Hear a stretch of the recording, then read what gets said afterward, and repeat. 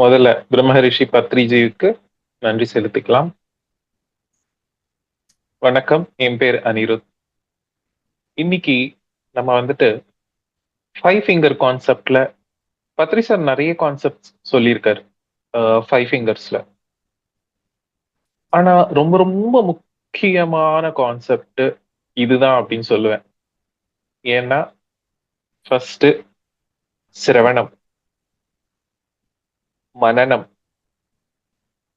நிதித்தியாசனா, சாட்சாத்காரம், கடைசியா லோக கல்யாணம். ஸோ இது வந்துட்டு சார் தெலுங்குல சொல்லியிருக்காரு. இதுக்கு அர்த்தம் வந்துட்டு சிரவணம் அப்படின்னா கேட்கறது, மனனம் அப்படின்னா கேட்ட விஷயத்த மறுபடியும் மறுபடியும் ஞாபகத்துக்கு கொண்டு வர்றது, நிதித்தியாசனா அப்படின்னா விழிப்புணர்வு, எங்க நம்ம கேட்ட விஷயத்த இம்ப்ளிமெண்ட் பண்ணணும் அப்படின்ற விழிப்புணர்வு. அப்புறமா சாட்சாத்காரம், கேட்ட விஷயத்த அடையிறது, அதாவது இம்ப்ளிமெண்டேஷன் பண்ணிடுறது. லோக கல்யாணம் அப்படின்னா உலக நன்மை. ஸோ இந்த 5 விஷயமும் நம்ம செஞ்சோம் அப்படின்னா நம்மளால நமக்கும் நம்ம மூலமா சொசைட்டிக்கும் நல்லது நடக்கும். ஓகே, இந்த 5 விஷயத்துல சிரவணம் ஃபர்ஸ்ட். எதுவுமே கேட்கலன்னு வச்சுக்கோங்களேன், எப்படி நமக்குள்ள மாற்றம் வரும் இல்லையா? அப்போ கேட்கறது அப்படின்றது ரொம்ப ரொம்ப முக்கியமான விஷயம். நம்ம இன்னைக்கு ஜூம்ல கலந்து ஷேர் பண்ணிட்டு இருக்கோம் நாலேஜ. இந்த ஷேரிங் எப்படி நடக்குது? நம்ம கேட்கறது மூலமா தான் நடக்குது. இப்போ பழனி சார் வந்துட்டு என்ன இன்வைட் பண்ணாரு, சார் நீங்க அன்மியூட் பண்ணிட்டு பேசுங்க அப்படின்ட்டு. ஸோ அது கேட்க முடிஞ்சதுனால தானே நான் ஷேர் பண்றேன். அப்போ கேட்கறது, எந்த உடல்ல எது இருந்தாலும் எது இல்லைன்னாலும் கேட்கறது இல்லை அப்படின்னா நம்ம முக்தி பாதைக்கு போறது ரொம்ப ரொம்ப கஷ்டம். ஏன் அப்படின்னா, ஒரு நாள் நான் கோவிலுக்கு போயிருந்தேன். அங்க ஒரு பாட்டிமா ரொம்ப வருத்தமா உட்கார்ந்துட்டு இருந்தாங்க. சரி, நமக்கு தியானம் தெரியும் இல்லையா, அதை சொல்லி கொடுப்போம் அப்படின்னு சொல்லிட்டு நான் அவங்க கிட்ட போயிட்டு பேச்சு கொடுத்தேன். ஜஸ்ட் என்ன ஆச்சு அப்படின்னு சொல்லி கேட்டேன், அவ்வளவுதான். அது அவங்க காதுல விழுந்ததோ இல்லையோ, ஆனா அவங்க வாழ்க்கையில நடந்த சில விஷயங்களை அவங்க ஷேர் பண்ணாங்க. சரிம்மா, நீங்க தியானம் பண்ணுங்க அப்படின்னு சொன்னேன். ஆ, கேட்கல அப்படின்னாங்க. நான் அங்க ரொம்ப கத்தியும் பேச முடியாது கோவில்ல. அப்போ நான் என்ன பண்ண முடியும்? தியானம் பண்ணுங்க அப்படின்னு சொல்றேன். அவங்க என்னுடைய உதடுகள் மூவ் ஆகுறத கவனிக்கிறாங்க, அப்படி உத்து கவனிக்கிறாங்க. அவங்களுக்கு புரிய மாட்டேங்குது. அப்போ நம்ம போய் சொன்னா கூட கேட்கிற நிலையில அவங்க இல்ல. அத கேட்கறதுக்கு இன்னொரு பிறவி எடுக்க வேண்டியது இருக்கும் இல்லையா? அப்படி சிரவணம், கேட்கறது அப்படிங்கிறது ரொம்ப ரொம்ப ரொம்ப முக்கியமான விஷயம். எல்லாருக்கும் காது இருக்கு. எல்லாரும் இந்த மாதிரி சத்சங்க அட்டன் பண்றாங்களா? இல்லையே. இன்னும் வருத்தம் இல்லைன்னா பிரச்சனைகள்ல நடுவுல இருக்காங்க. ஆனா நம்ம வந்திருக்கோம், கேட்டுக்கிட்டு இருக்கோம். கேட்கறதே பெரிய பாக்கியம். ஓகே, சிரவணம். அப்புறம் மனனம், கேட்டத அசை போடணும். எப்படி மாடு சும்மா இருக்கும்போது புல்ல மறுபடியும் அந்த வயித்துக்குள்ள இருந்து வாய்க்கு கொண்டு வந்துட்டு அசை போடுதோ, அப்படி நம்ம அசை போட்டுக்கிட்டே இருக்கணும். நிதித்தியாசனம், விழிப்பு நிலையில இருக்கணும் எப்பவுமே. பிரசன்ட் மூமெண்ட்ல இருக்கணும். ஸோ நம்ம எப்போ பிரசன்ட் மூமெண்ட்ல இருப்போமோ, கடந்த காலத்துக்கும், இறந்த காலத்துக்கும் நம்ம மாட்டோம். கடந்த காலம், நிகழ்காலம் என்ன பண்ணும்? சாரி, கடந்த காலம், எதிர்காலம் என்ன பண்ணும்? அப்படின்னா, பயத்தையும், வருத்தத்தையும் கொண்டு வரும். அப்போ இந்த நொடியில இருக்கிறதுக்கு நம்ம பிராக்டிஸ் பண்ணணும். ஓகே. அதுக்கப்புறமா சாட்சாத்காரம் அப்படின்னா அடையிறது.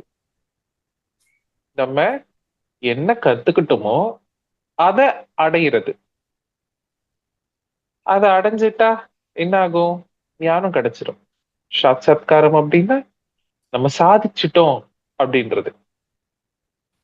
அப்போ இந்த சாதிச்ச பிறகு என்ன பண்ணுவாங்க அவங்க?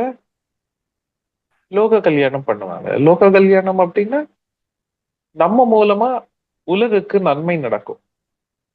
நல்ல விஷயங்கள் நம்ம மூலமா நடக்கும்.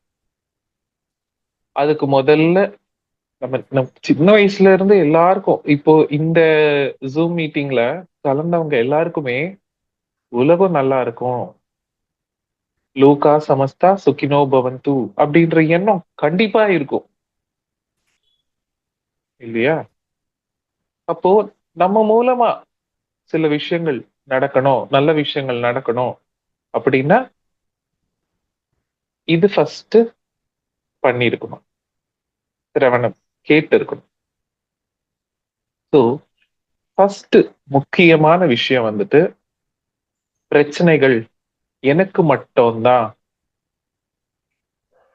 ஏன் என் வாழ்க்கை மட்டும் இப்படி இருக்கு அப்படின்றத நம்ம நினைக்க கூடாது. அது எப்படி நினைக்க கூடாது? எனக்கு தான் பிரச்சனை இருக்கே அப்படின்னு சொல்லி நீங்க கேட்கலாம். எப்போ நம்ம இன்னொருத்தருடைய பேச்ச கேட்கிறோமோ, அதாவது இன்னொருத்தருடைய பிரச்சனைகளை கேட்க ஆரம்பிக்கிறோமோ, அப்போ புரியும், ச்சே இதெல்லாம் ஒண்ணுமே இல்லப்பா அப்படின்னு சொல்லிட்டு. புத்தர் வாழ்ந்தப்போ கீச்ச கௌதமி அப்படின்னு ஒரு பெண்மணி இருந்தாங்க. அவங்களுக்கு 4 வயசு குழந்தை இறந்துடுச்சு. ரொம்ப வருந்தி அழுதுகிட்டு இருக்காங்க. ஊர் மக்கள் ஊருக்கு எல்லை கிட்ட ஒரு மகான் ஒருத்தர் உட்கார்ந்துட்டு இருக்காரு. அங்க வேணும்னா உன் பையனுடைய உடலை எடுத்துட்டு போ, அந்த மகான் காப்பாத்தலாம் அப்படின்னு சொல்லிட்டு சொன்னதும் இவங்க கேட்டாங்க. ஓகே. கேட்டு இந்த குழந்தைய எடுத்துட்டு போயிட்டு புத்தரை பாக்குறாங்க. எஸ், புத்தரை பார்த்ததும் இவர் ஞானிதான், கண்டிப்பா எனக்கு தீர்வு கிடைக்கும் அப்படின்னு சொல்லிட்டு அந்த குழந்தைய புத்தர் முன்னாடி வைக்கிறாரு. வச்சுட்டு கேக்குறாங்க, என் பையன் இறந்துட்டான் அப்படின்னு சொல்லி அழறாங்க. ஓ அப்படியா, நான் கண்டிப்பா உன் பையனை ஆஹ் உடலுக்கு கொண்டு வரேன். ஆனா அதுக்கு முன்னாடி நீ ஒரு விஷயம் பண்ணணும். யார் வீட்ல துக்கம் இல்லையோ, யார் வீட்ல இறப்பு இல்லையோ, அவங்க வீட்ல இருந்து கடுகு, ஒரு பிடி அளவு கடுகு எடுத்துட்டு வா. அதை நான் அரைச்சி கஷாயம் பண்ணி உன் குழந்தைக்கு ஊத்துறேன், அப்போ உயிர் வந்துரும் அப்படின்னு புத்தர் சொல்றார்.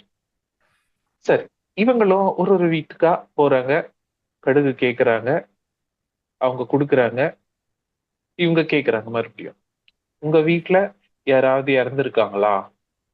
உங்களுக்கு துக்கம் இருக்கா? அப்படின்னு சொல்லி. இறந்தாங்களே, எங்க வீட்ல பாட்டி இறந்தாங்க, எங்களுக்கு வருத்தம் இருக்கு அப்படின்னு சொல்றாங்க. அப்போன்னா எனக்கு இந்த கடுகு வேணாம் அப்படின்னு கொடுத்துடுறாங்க. அப்படி பல பல வீட்ல போயிட்டு கேக்குறாங்க. ஒருத்தருக்கு ஹஸ்பண்ட் இறந்துட்டாங்க, ஒருத்தருக்கு ஒய்ஃப் இறந்துட்டாங்க, ஒருத்தருக்கு பிள்ளைகள் இறந்துட்டாங்க. அப்படி பல வீட்ல இறப்பு அப்படின்றது இருக்கு. அப்போ கீச்ச கௌதமிக்கு புரிஞ்சிடுச்சு. ஓஹோ, இறப்பு அப்படின்றது எல்லார் வீட்லயும் இருக்கு, துக்கம் அப்படின்றது எல்லார் வீட்லயும் இருக்கு. எனக்கா ஒன்னும் வரல, நான் ஒன்னும் ஸ்பெஷல் கிடையாது, எனக்கு மட்டுமே கிடையாது, எல்லார் வீட்லயும் எல்லா துக்கங்கள் இருக்கு. அப்போ அவங்களுடைய மனம் கொஞ்சம் நிம்மதி அடைஞ்சது. நிம்மதி அடைஞ்சாலும் புத்தர் நிலைக்கு போகணும் அப்படின்ற ஆசை வந்துருச்சு அவங்களுக்கு. இப்போ புத்தருக்கும் பிரச்சனை வந்திருக்கும்ல. புத்தர் வீட்லயும் சாவு விழுந்திருக்கும்ல. புத்தரும் துக்கத்துல இருப்பாருல்ல. அவர் வெளியே வந்துட்டாரு. அப்போ இதுல இருந்து வெளியே எப்படி வர்றது அப்படின்னு சொல்லிட்டு புதர்கிட்டயே போயிட்டாங்க. ஐயா, நீங்க சொல்ல வந்தது புரிஞ்சுது. சாவு, இறப்பு அப்படின்றது ரொம்ப ரொம்ப சாதாரணம். எல்லார் வீட்லயும் இருக்கிறது தான். எனக்கு மட்டுமே வந்தது கிடையாது இது. எனக்கு ஞானத்தை கொடுங்க. இந்த துக்கத்துல இருந்து வெளி வர்றதுக்கு வழியை காட்டுங்க அப்படின்னு சொல்லிட்டு அவங்களுக்கு சீடரா மாறிட்டாங்க ஈச கௌதமி. அப்போ என்ன பண்ணாங்க?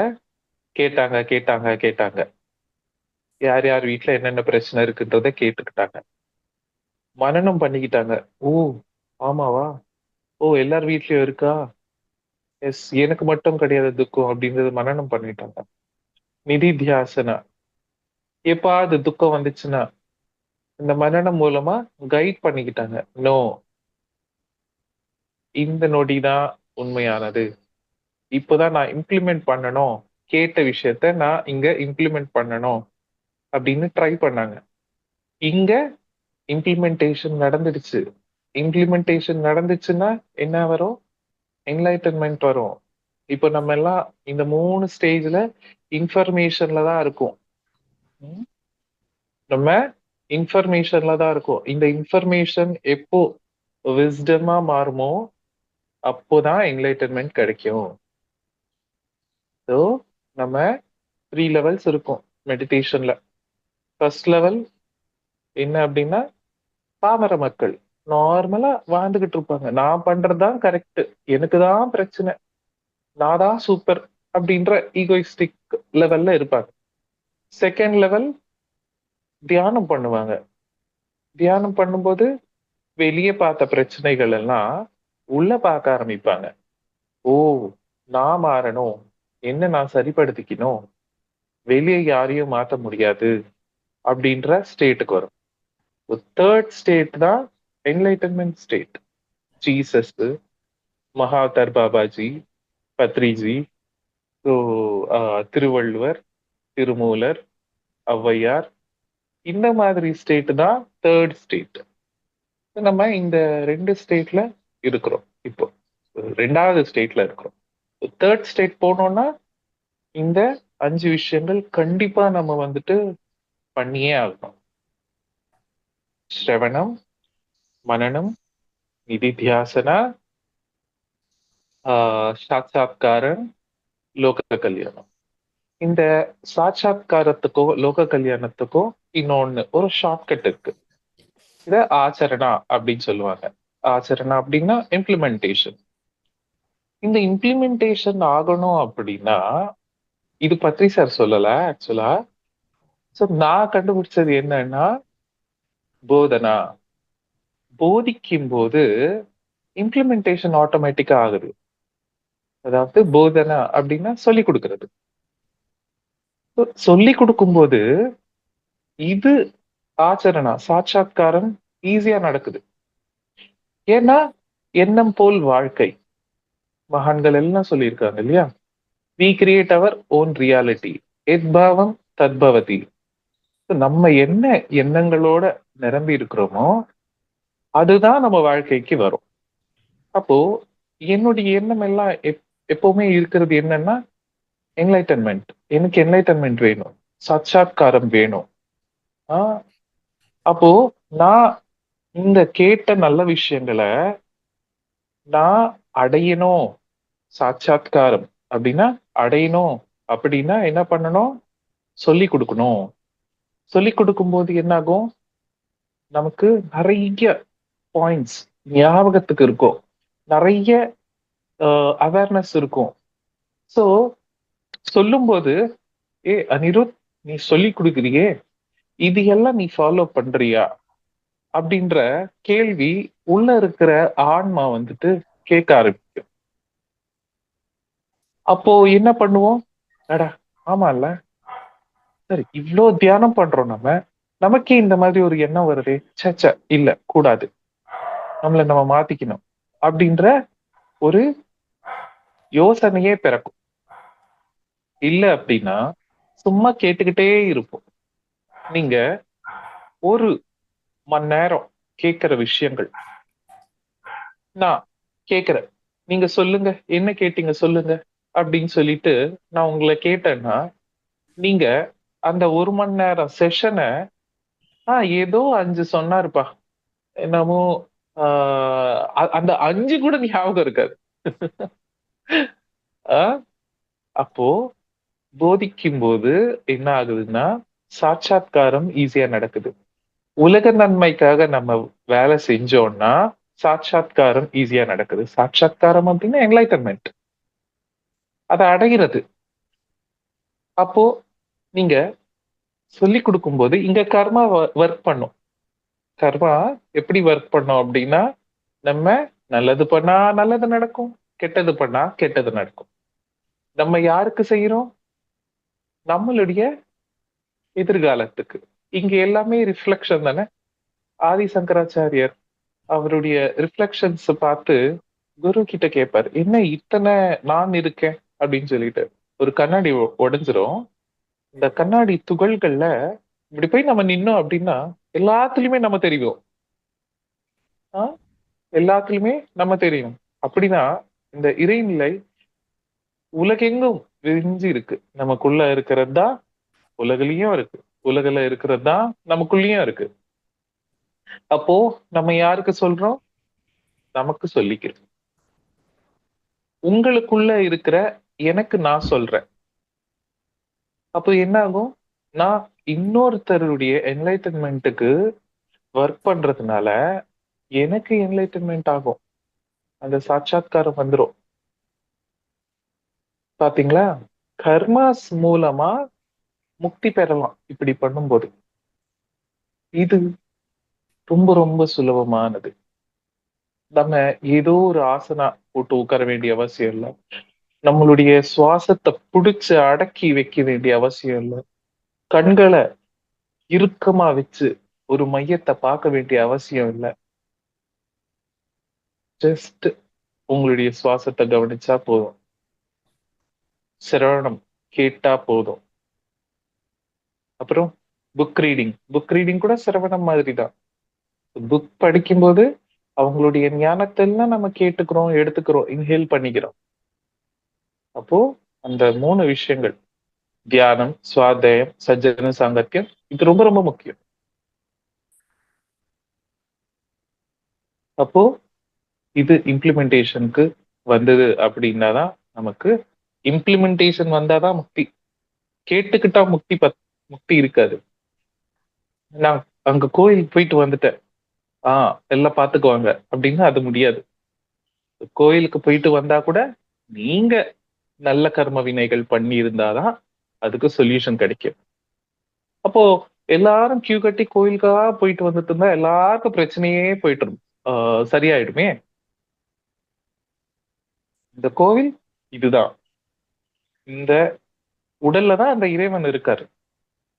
ஆனா ஏன் நமக்கு அந்த இறை தத்துவம் வெளிய வரல? ஏன் இன்னும் நம்ம துக்கத்துல இருக்கோம்? அப்படின்னா, அது மேல மனசு அப்படின்ற ஒரு மேகமூட்டம் அடர்த்தியா இருக்கு. அதனாலதான் துக்கம் அப்படின்றது இருக்கு. அப்போ இன்னொரு கான்செப்ட் தெரிஞ்சுக்கலாம்.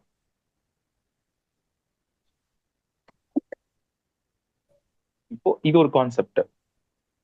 சிரவணம், மனனம், நிதித்தியாசனா, சாட்சாத்காரம், லோக கல்யாணம். இப்போ பழனி சார் அவங்க டீம் என்ன பண்ணுது அப்படின்னா, லோக கல்யாணம் பண்ணுது. உலக நன்மைக்கு அவங்க முயற்சி எடுத்துட்டு இருக்காங்க. சோ இந்த உலக நன்மை பண்ண அவங்களுக்கு என்லைட்டன்மென்ட் கிடைக்கும். ஓகே. சோ இது ஒரு கான்செப்ட். இன்னொரு கான்செப்ட். உடல், மனசு, புத்தி, ஆன்மா, சர்வான்மா. ஸோ உடல் அப்படின்னா எல்லாருக்கும் தெரியும். இந்த பௌதிக உடல். இந்த உடல் இருக்கும்போது தான் என்லைட்டன்மென்ட் கிடைக்கும் அப்படின்னு சொல்லுவாங்க. இந்த உடல்ல தானே காதம் இருக்கு. ஓகே. நெக்ஸ்ட் மனம். ஏதாவது நல்ல விஷயம் நம்ம கேட்கணும். கேட்டது மனனம் பண்ணணும் அப்படின்னு சொன்னேன் இல்லையா? பத்ரி சார் ஃபர்ஸ்ட் கான்செப்ட் ஸ்ரவணம் மனனம் சொல்லியிருக்காரு. ஸோ மனனம் பண்ணணும்னா அது ஃபர்ஸ்ட் மனசுல ஏத்திக்கணும்.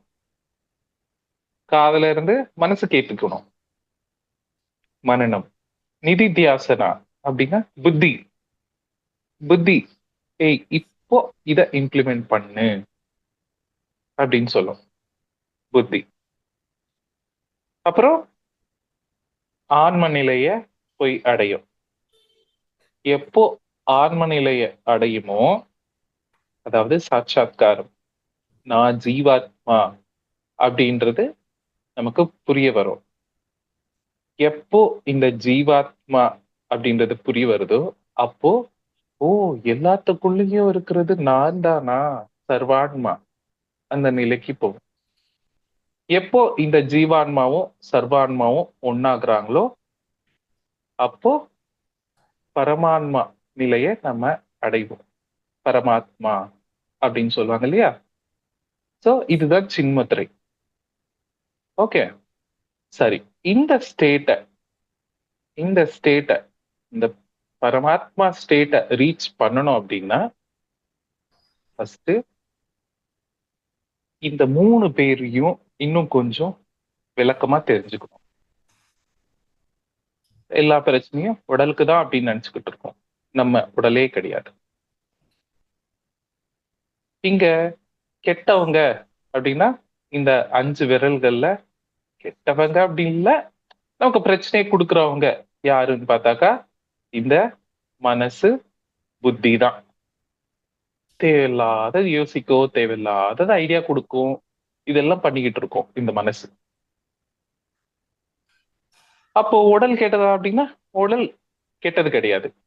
ஆன்மா கெட்டதான்னா ஆன்மா கெட்டது கிடையாது. சர்வான்மா கெட்டதான்னா சர்வான்மா கெட்டது கிடையாது. அப்போ மாத்த வேண்டியது யாரு அப்படின்னா, மாத்த வேண்டியது இந்த மனசையும் புத்தியையும் தான் மாத்தணும். ஓகே, இவங்க 2 பேரை மாத்திட்டோம்னா எந்த ஒரு பிரச்சனையும் இல்லை. அப்போ இந்த உடலுக்கு பிரச்சனை கொடுக்கக்கூடியது யாரு? மனசுதான். மனசுக்கு பிரச்சனை கொடுக்கிறது யாரு அப்படின்னா பிகாஸ் ஆஃப் மைண்ட். மனசுனாலதான் மனசுக்கு பிரச்சனை. மன நிம்மதியே இல்லையாப்பா அப்படின்வாங்க. மனசுனாலதான் மன நிம்மதி இல்லை. ஏன்னா மனசு எப்பவுமே பிரச்சனைகளையே தான் பார்த்துக்கிட்டு இருக்கும்.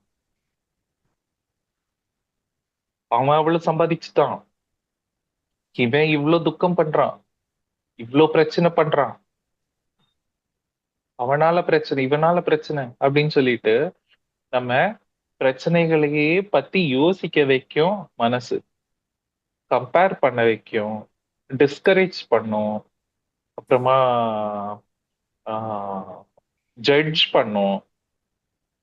நம்ம இறந்த காலத்துல நடந்த விஷயங்களை நினைச்சு வருந்த வைக்கும். எதிர்காலத்தை நடக்க போறத நினைச்சு துக்கப்பட வைக்கும். சரி, இது எல்லாம் இப்படி பண்ணிக்கிட்டே இருக்குமா? தேவையில்லாததெல்லாம் பண்ணிக்கிட்டே இருக்குமா? இது பண்ணிக்கிட்டே இருக்கும்போது என்ன ஆகும்னா உடலுக்கு ஹெல்த் இஷ்யூ வந்துடும். அப்போ நம்ம நினைப்போம், ச்சே இந்த உடம்பு என்ன இவ்ளோ பாடுபடுத்துதே, எல்லாரும் நல்லாதானே இருக்காங்க அப்படின்னு நினைக்கும். ஆனா இந்த உடல் பாடுபடுறதுக்கு காரணம் என்ன? மனசு. மனசு ஒழுங்கா இருந்தது அப்படின்னா உடல் ஒழுங்கா இருக்கும். மனசு மூலமா எனர்ஜி லீக்கேஜஸ் நடந்துகிட்டு இருக்கு. கர்ம வினை சம்பாதிச்சுட்டு இருக்கோம். கர்மா அப்படின்னாவே மூமெண்ட். மூமெண்ட் அப்படின்னா நகர்றது. ஒரு வேலை நடக்கிறத கர்மா அப்படின்னாங்க. அவ்வளவுதான். கர்மா அப்படின்னா ஒரு தப்பான விஷயம் கிடையாது. நல்லது பண்ணா நல்லது, கெட்டது பண்ணா கெட்டது. கை இப்படி உயர்த்தினா இது ஒரு கர்மா. நான் பேசுறேன். அது ஒரு கர்மா. கர்மா அப்படின்னா செயல். அவ்வளவுதான். ஓகே. சோ இந்த கர்மராகித்ய ஸ்திதி நம்ம அடையணும்னா இந்த மனச கொஞ்சம் சும்மா இரு அப்படின்னு சொல்லணும். யார் சொல்லுவாங்க? இந்த ஆன்மா தான் சொல்லும். ஏய் சும்மா இரு அப்படின்னு சொல்லிட்டு. சோ இத சும்மா இருக்க வைக்கணும் அப்படின்னா ஒரு வழி இருக்கு. அப்புறம் இந்த புத்தி. இந்த புத்தி கூட இப்படி பண்ணா ஐடியா வரும், அப்படி பண்ணா சரியா போயிடும் அப்படின்னு சொல்லிட்டு கைட் பண்ணும். இது பயம் கொடுக்கும், இது ஹோப் கொடுக்கும். ஓகே, இந்த ஹோப்பும் சரி பயமும் சரி ஆல் பிகாஸ் ஆஃப் ஈகோ. அகம்பாவத்தினாலதான் எனக்கு ஐடியாஸ் வருது அப்படின்றதே ஒரு எனக்கு நான் அப்படின்றதே ஒரு ஈகோ தானே. அப்போ இவங்க ரெண்டு பேரையும் என்ன பண்ணணும் அப்படின்னா இந்த சர்வான்மாவோட சேர்க்கணும். இதுதான் மகாவதார் பாபாஜி முதிரை. ஓகே. எப்போ நம்ம இந்த ரெண்டு பேரையும் இது ரெண்டு பேரும் ஒரு துணி மாதிரி வச்சுக்கோங்களேன். இவரு தோபி அண்ணா வண்ணன் மாதிரி. ஓகே. இவங்க ரெண்டு பேரையும் துவைக்கிறதுக்கு போட்டுட்டோம்னு வச்சுக்கோங்களேன். இவர் துவைச்சிருவாரு. நல்லா துவைச்சு துவைச்சு துவைச்சு தேவையில்லாதது எல்லாம் நல்லா அழுக்கு எல்லாத்தையும் போக விட்டுட்டு அப்புறம் உலகுக்கு விட்டுருவாரு. அப்போ புரிய வரும் சின்முத்திரை. Hope it's clear. இது என்னது? உடல், மனசு, புத்தி, ஆன்மா, சர்வான்மா. ஓகே. சோ உடல் நம்ம கிடையாது, மனம் நம்ம கிடையாது, புத்தி நம்ம கிடையாது. நம்ம ஆன்மா. எப்போ நம்ம ஆன்மா அப்படின்றது தெரிஞ்சுப்போமோ அப்போ நம்ம சர்வான்மா நிலைக்கு போக முடியும். சுக மகர்ஷி ஒரு வாட்டி காட்டுல நடந்து போயிட்டே இருக்கும்போது அங்க இருக்கிற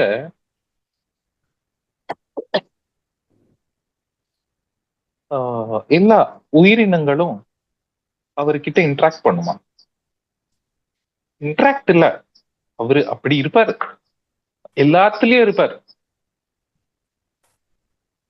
சுக மகர்ஷியுடைய அப்பா வேதவியாசர். சுக மகர்ஷி காட்டுல நடந்து போயிட்டே இருக்கும்போது வேதவியாசர் வந்துட்டு கூப்பிடுவார் சுக மகர்ஷிய. கூப்பிடும்போது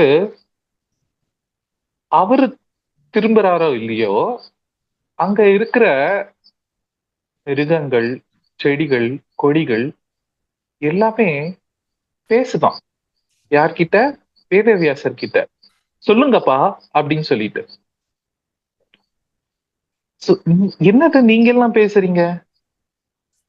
சுக்க மகர்ஷி எங்க அப்படின்னு சொல்லிட்டு வேதவியாசர் கேக்குறாரு. நாதாப்பா பேசுறேன், சொல்லுங்கப்பா அப்படின்னு கேக்குறாரு. அப்போ அவரு அந்த ஆன்ம நிலையில இருந்து சர்வான்ம நிலைக்கு போயிட்டாரு. எல்லாருக்குள்ள இருந்து பேசுறாரு. அந்த நிலைக்கு போனோம்னா நேத்தி நேத்தி நேத்தி ஆதி சங்கராச்சாரியர் சொல்லுவார் இல்லையா, இது நான் கிடையாது, இது நான் கிடையாது, இது நான் கிடையாது. ஓ நான் உடல் கிடையாது, நான் மனம் கிடையாது, நான் புத்தி கிடையாது, நான் ஆன்மா, நான் சர்வான்மாவோட சேர வந்திருக்கேன். இந்த சர்வான்மாவோட சேர வரணும்னா இந்த ரெண்டு குணங்களை நான் துவைச்சுக்கணும். உடல்னால பிரச்சனை வராது, மனசு புத்தி நால மட்டும்தான் பிரச்சனை வரும். நான் எப்போ உணர்றனோ அப்போ நமக்கு எல்லாருக்குள்ள இருக்கிறது நான் தான் அப்படின்றதே புரிய வரும். இங்க மனசு என்ன பண்ணும்? பிரச்சனையை காட்டும். புத்தி என்ன பண்ணும்? ஐடியாஸ் கொடுக்கும். ஸோ ஸ்மார்ட் ஒர்க் அப்படின்வாங்க இல்லையா? ஸோ அது பண்ணும். ஆனா இது ரெண்டு மூலமா கர்மாஸ் நடந்துகிட்டே இருக்கும். நம்ம நினைச்சிட்டு இருக்கோம் செயல்கள்னால மட்டும்தான் கர்ம வினைகள் வரும் அப்படின்னு. மனசுனாலையும் கர்ம வினை வரும், பேசுறதுனாலையும் கர்ம வினை வரும். 3 விதமா கர்மாஸ் வந்துகிட்டு இருக்கும். சொல், செயல், பேச்சு. இந்த 3 விதமா கர்ம வினைகள் வந்துகிட்டு இருக்கும். சரி, இது எல்லாம் சொல்லியாச்சுல்ல. இது எல்லாம் இம்ப்ளிமெண்டேஷனுக்கு வந்தாராம் சிரவணம், மனனம், நிதித்தியாசனா, சாட்சாத்காரம், லோக கல்யாணம். இந்த உலக நன்மை இருக்கு இல்லையா? இந்த உலக நன்மை நீங்க பண்ண பண்ண பண்ண பண்ணதான் நீங்க ஈஸியா முக்தி நிலைக்கு போயிட முடியும். சொல்லி கொடுங்க. உங்க வீட்டுல இருக்கிறவங்களுக்கு, உங்களை வீட்டுக்கிட்ட இருக்கிறவங்கள கூப்பிடுங்க. கூப்பிட்டு வீட்டுல தியானம் கிளாஸ் வைங்க.